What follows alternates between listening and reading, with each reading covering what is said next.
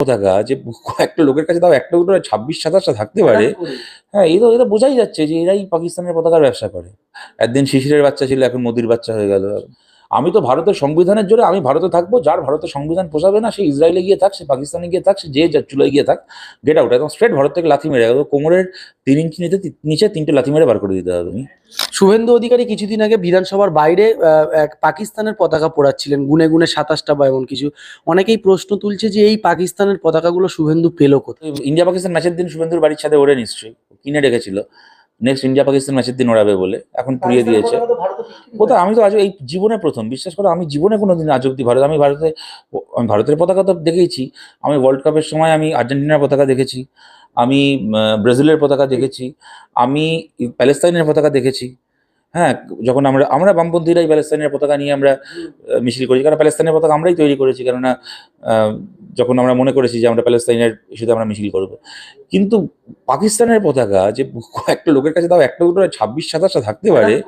হ্যাঁ, এটা বোঝাই যাচ্ছে যে এরাই পাকিস্তানের পতাকার ব্যবসা করে। এবং শুভেন্দু ভুল করে হলেও স্লোগান দিয়ে দিলেন যে হিন্দুস্তান মুর্দাবাদ। সে তো হয়, এটা মানে ভুল করেও কি বাবার মানে দেশকে নিয়ে এরকম গালি দেওয়া যায়? বাবার নাম পাল্টে ফেলছে ওরা দেশ।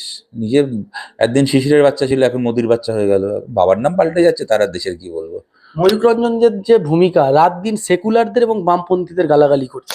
ও একটা গুরুত্বপূর্ণ কিছু নয়, কিন্তু এইসব সাংবাদিক, দেশে জঙ্গি হামলা হলে সেকুলার বামপন্থীদের কি দোষ?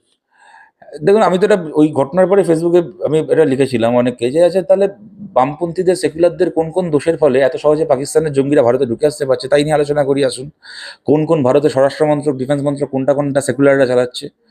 সুতরাং এইগুলো কি দেখো, একটা জিনিস কি, এটা আমাদের মাথায় রাখতে হবে, মোদির যে ইমেজ তৈরি হয়েছে না ভারতে, যে ইমেজ দিয়ে বা তৈরি করা হয়েছে ভারতে, তার যদি প্রধানটা হয়ে থাকে যে উনি খুব লৌহ পুরুষ, বিকাশ পুরুষ, তার একটা এসেনশিয়াল কম্পোনেন্ট হচ্ছে যে মোদি হচ্ছে এমন একজন পাওয়ারফুল নেতা, বিশ্বগুরু, যাকে গোটা পৃথিবী ভয় পায়, যে এক ফোনে ইউক্রেন রাশিয়ার যুদ্ধ থামিয়ে দিতে পারে পপা।